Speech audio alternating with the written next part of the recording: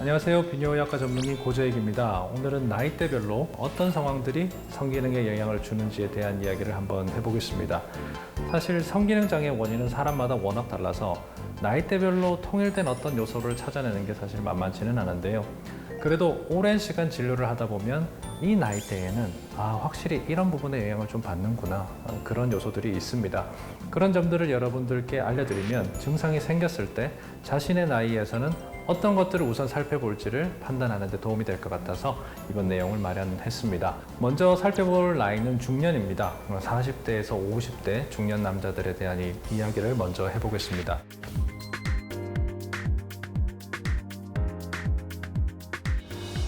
이 시기에 성기능이 고장나기 시작하는 이유는 바로 각종 성인병들이 이때부터 발생하기 때문입니다. 20, 30대는 성인병이 잘 있지도 않고요. 있다 하더라도 몸에 큰 영향을 미칠 만큼의 그런 기간이 이전의 상태입니다. 그래서 만성 성인병들은 오랜 시간에 걸쳐서 몸을 망가뜨리기 때문에 결국 나이가 중요한 영향을 미치는 것입니다. 40, 50대가 되면 30 후반에 진단받은 한두 가지의 성인병들이 서서히 이제 합병증을 만들어내기 시작하죠. 거기에 새로 더해지는 성인병들이 훈장처럼 또 하나씩 달리기 시작합니다. 이런 여러 가지의 성인병이 동시에 발생하는 것은 인슐린 저항성이라는 요소에 영향을 받는데요. 나이가 45세가 넘게 되면 저항성이 증가하면서 고혈압, 당뇨, 고지혈증, 통풍 이런 것들이 연쇄적으로 모습을 드러내는 겁니다. 그리고 그 합병증은 하나같이 성기능을 갉아먹습니다. 중년에 접어들면 스트레스도 굉장히 많습니다. 정신적인 부분을 넘어서 육체적으로도 굉장히 힘이 들죠. 체력이 떨어지기 시작하는 나이니까요. 대한민국에서 사실 스트레스를 안 받는 사람이 어디 있겠습니까만은 사실은 이 나이대만큼 여러 겹의 스트레스를 동시에 견뎌야 하는 나이도 없습니다. 위로는 은퇴하신 부모님이 이제 슬슬 편찮아지기 시작하시고요. 집에서는 이제 아이들이 학교에 가기 시작합니다. 그리고 사회적으로는 책임을 많이 져야 할 그런 위치에 있는 경우가 대부분이죠. 그래서 40, 50대 남성들은 늘 불안에 시달리고 스트레스에 시달리고 그런 것들에 사로잡혀 있을 수밖에 없는 겁니다. 그런데 이렇게 스트레스가 많아지면 남성 호르몬이 떨어집니다. 우리 몸은 스트레스로부터 몸을 지켜내기 위해서 코티솔이라는 호르몬을 만들어냅니다. 그런데 이 호르몬이 우리 몸에서 높게 유지되고 있으면 남성 호르몬을 억제하게 우리 몸은 만들어져 있습니다. 나이가 들수록 남성 호르몬은 원래 감소하거든요. 1년이 지날 때마다 남성 호르몬은 0.1씩 떨어지게 되어 있습니다. 안 그래도 나이가 들면서 남성 호르몬이 떨어지는데 스트레스가 이렇게 강하게 작용하면 스트레스에 의한 호르몬적인 피해가 클 수밖에 없는 겁니다. 게다가 중년 남성들은 여전히 술, 담배를 많이 합니다. 대한민국에서 팔리는 술, 담배가 사실은 이 세대의 남자들이 한 절반은 소비하고 있지 않나 그렇게 생각해도 크게 틀리지 않을 겁니다. 그런데 이런 술, 담배는 교감신경을 항진시키는 그런 작용을 합니다. 우리 몸의 자율신경은 교감과 부교감 두 개로 나눠지는데요. 우리 성기능은 부교감 신경이 활성화됐을 때 그 작동을 잘 하게 되어 있습니다. 그런데 술, 담배로 인해서 교감 신경이 자극을 받으면 부교감 신경이 낮에 뜬 달처럼 그 힘을 잃게 됩니다. 술, 담배를 통해서 심장 박동이 빨라지고 혈압이 올라가면 발기력을 만들어낼 혈관과 신경작용이 억제되는 겁니다. 꼴초라고 불리는 분들의 가방에 담배랑 비아그라가 같이 들어있고 술을 많이 마신 날 성관계에 실패하는 게 다 이런 이유 때문입니다. 20대와 30대 분들은 앞의 경우와는 좀 다른 이유로 성기능 장애가 생깁니다.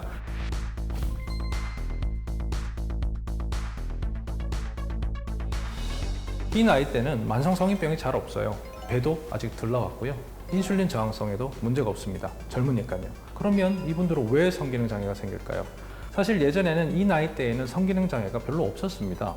예전에는 젊은 분들이 발기가 안 된다고 저희 병원 문을 열고 들어오시는 경우가 거의 없었어요. 그런데 요즘은 자꾸 그 수가 늘고 있습니다. 저는 이분들이 이전 세대와 다른 점이 있다면 그것은 수면의 질 그리고 성에 대한 강박이라고 저는 생각을 하고 있습니다.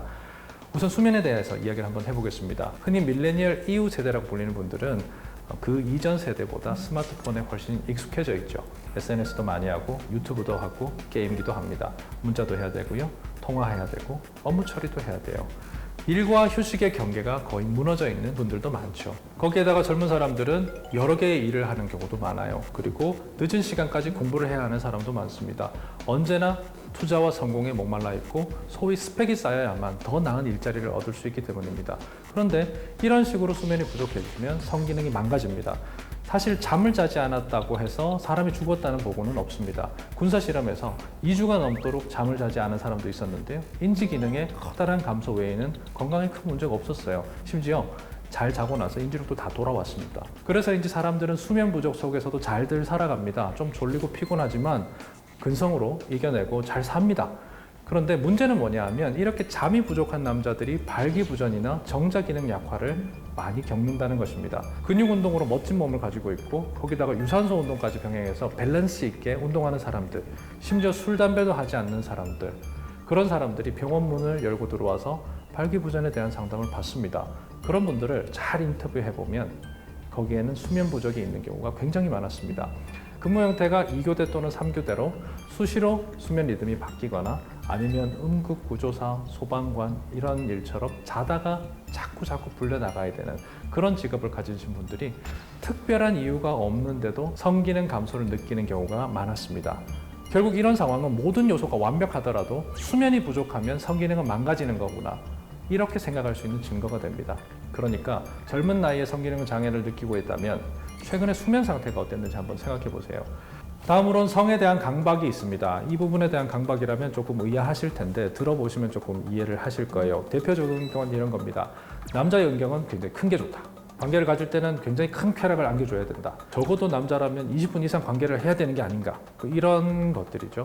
사실 음경의 크기는 성관계에서 그렇게 중요한 요소는 아닙니다. 여성의 성적 극치감의 대부분은 생식기 깊은 곳이 아니라요, 외부에 있는 음액에서 만들어지거든요. 남성의 귀두와 여성의 음액은 발생학적으로 상동기관입니다. 남성의 쾌락은 어디서 느껴지죠? 바로 귀두에서 느껴집니다.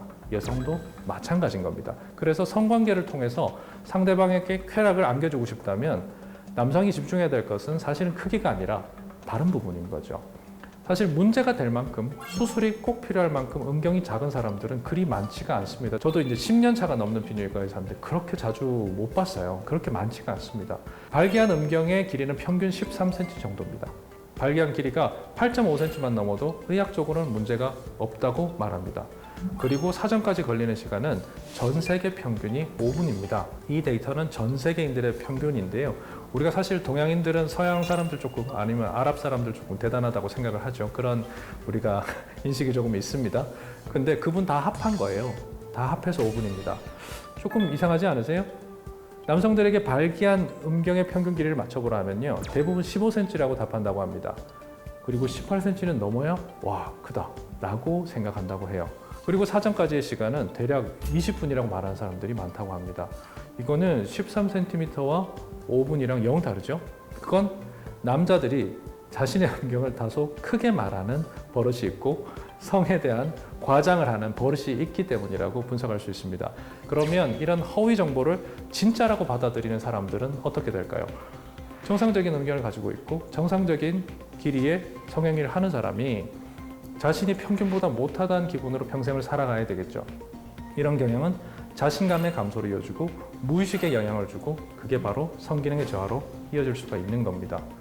실제로 병원에 와서 자신의 음경이 작지 않은지 확인해 달라는 남성분들이 적지가 않습니다. 그런데 그런 분들의 대부분은 지극히 정상적이었습니다.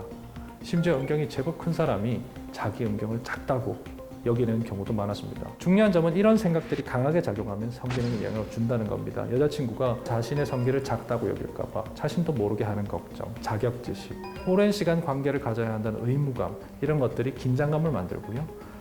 이것은 발기부전과 사정장애로 이어집니다. 그러니까 젊은 나이에 성기능 장애를 겪는다면 본인의 수면 상태는 어느 정도인지, 성에 대한 잘못된 인식을 가지지 않았는지, 정상인 음경을 비정상이라 오해하고 있지는 않은지, 잘해야 한다는 강박을 가지고 있지는 않은지 그런 걸 생각해 봐야 됩니다. 오늘은 남성들을 크게 중년층과 청년층으로 나눠서 성기능 장애를 일으키는 원인들을 한번 비교해 봤습니다. 여기에 언급한 내용들이 혹시 본인의 고민과 연관이 없는지 확인해 보시고요. 규칙적인 운동과 올바른 성에 대한 인식으로 수월하게 극복해 나가셨으면 하는 바람입니다. 지금까지 시청해 주셔서 감사합니다.